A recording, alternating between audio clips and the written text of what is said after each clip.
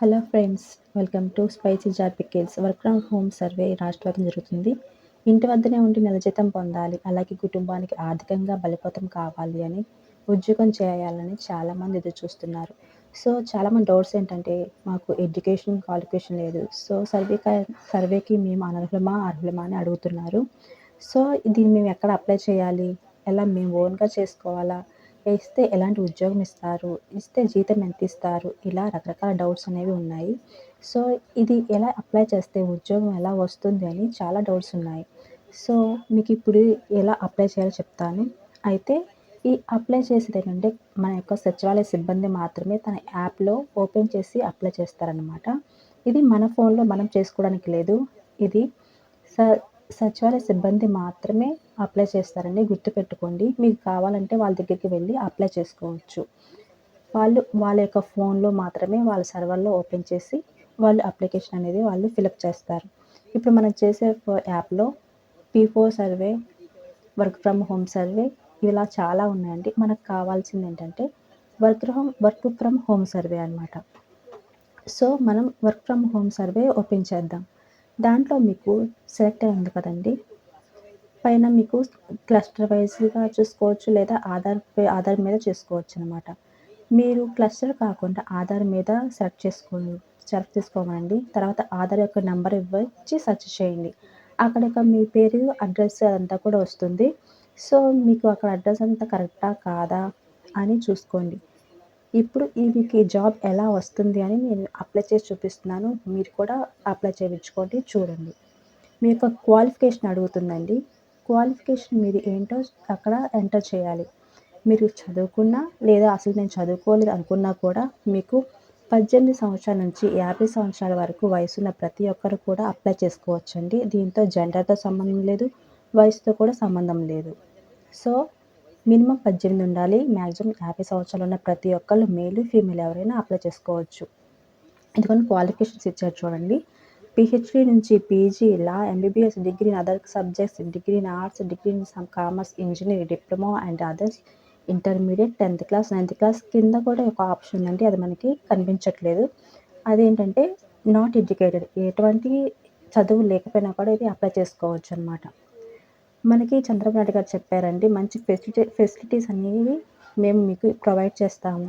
మీకు ఉద్యోగం ఇచ్చే బాధ్యత మాది అని మాట ఇచ్చారు కాబట్టి మీరు ప్రయత్నం చేయండి. ఉద్యోగం అనేది మనకి అవకాశం ఉంటుందన్నమాట, ఉద్యోగం వచ్చే అవకాశం. సో ప్రతి ఒక్కరు కూడా అప్లై చేయండి. ఎగ్జాంపుల్ ఇక్కడ డిప్లొమా అండ్ అదర్స్ అనేది నేను ఇక్కడ ఎంటర్ చేశాను. సో ఆర్ యూ వర్కింగ్ అని చాలామందికి డౌట్స్ వస్తుంది. ఏంటంటే చిన్న చిన్న ఉద్యోగాలు చేస్తూ ఉంటారు కదండీ.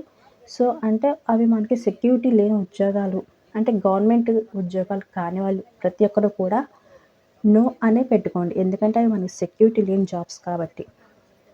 గవర్నమెంట్ జాబ్ అయితే మనకి దీనికి ఎలిజిబుల్ ఉండదు. సో ఆర్ యూ వర్కింగ్ అంటే నో అని పెట్టండి. ఎందుకంటే మన సెక్యూరిటీ లేదు కాబట్టి ఆ జాబ్ చిన్న చిన్న జాబ్స్ కాబట్టి. ఇంకోటి, are you interested in working IT, ITES, software and any other relevant fields. మీకు కనుక ఐటీ సెక్టార్‌లో జాబ్ చేయాలని ఇంట్రెస్ట్ ఉన్నట్లయితే మీరు ఎస్ అని పెట్టండి. ఎందుకంటే మనకి ఏ ఉద్యోగమైనా పర్లేదు కాబట్టి.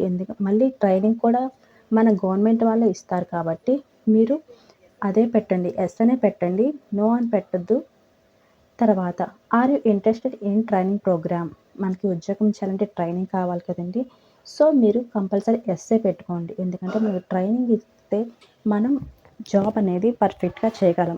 ఏం పని చేయాలో వాళ్ళే మనకి ట్రైనింగ్ ఇస్తారు కాబట్టి. అలాగే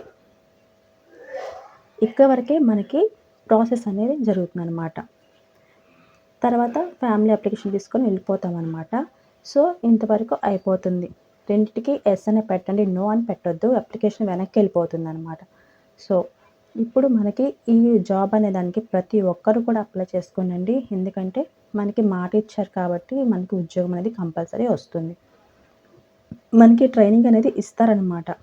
సో మనమేం టెన్షన్ పడవసరం లేదు.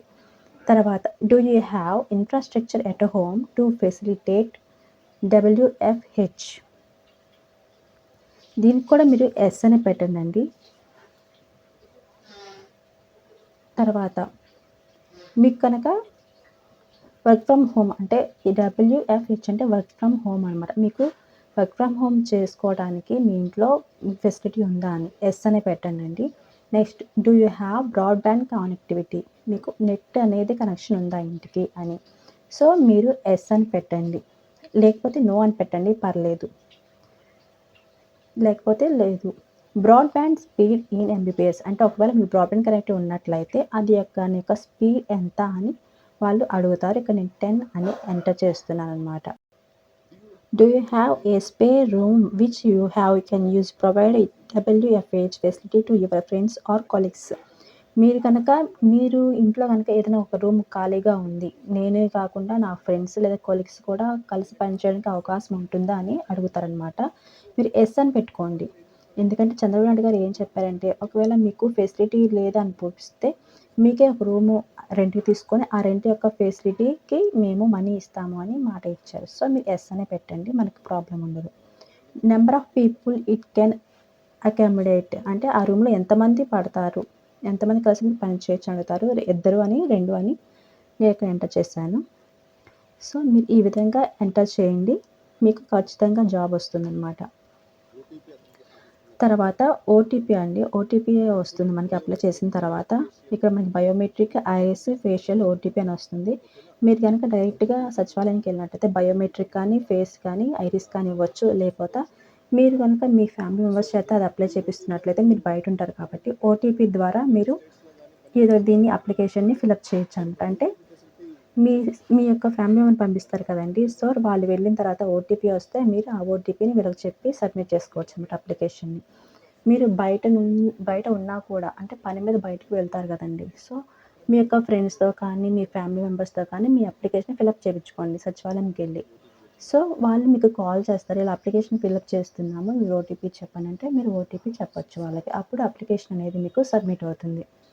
ఇక్కడ ఓటీపీని ఎంటర్ చేసిన తర్వాత సబ్మిట్ నొక్కితే సక్సెస్‌ఫుల్లీ సబ్మిటెడ్ అని వచ్చిందనమాట. సో ఈ విధంగా మనం అప్లై చేసేసాము. ప్రతి ఒక్కరు కూడా మీ దగ్గర ఉన్న సచివాలయానికెళ్ళి మీరు అప్లై చేసుకోండి. ప్రతి ఒక్కరికి ఉద్యోగం వస్తుంది. శాలరీ ఎంత వస్తుందో అంత వస్తుందని కాదండి. మీ యొక్క చదువుని బట్టి లేదా వాళ్ళు ఇచ్చే వర్క్‌ని బట్టి వస్తుందనమాట. హార్డ్‌వేర్ ఉంటుంది, సాఫ్ట్‌వేర్ ఉంటుంది. అంటే మన చదువుని బట్టి వాళ్ళు మనకి ఏ ట్రైనింగ్ అయితే ఇస్తారో వాటిని బట్టి మనకి ట్రైనింగ్ ఇస్తారు కాబట్టి, మన యొక్క పనిని బట్టి, మన యొక్క స్కిల్‌ని బట్టి మనకి శాలరీ ఇస్తారు. అదే విధంగా మనకి నెల మొత్తం వర్క్ చేసిన తర్వాత మనకి ఏదైనా స్కిల్ కావాలి అని మనకి అర్థమవుతుంది. ఎందుకంటే వర్క్ చేస్తూ ఉంటాం కాబట్టి మనకేదైనా స్కిల్ అవసరమని తెలుస్తుంది. ఆ స్కిల్ మనకి ఏమైనా కావాలని వాళ్ళకి అప్లై చేస్తే మనకి కూడా ఆ స్కిల్ అనేది వాళ్ళు ఫ్రీగా నేర్పిస్తారనమాట. సో ఓకేనా? మీరు ఎక్కడున్నా సరే ఈ అప్లికేషన్ అప్లై చేసుకోవచ్చు.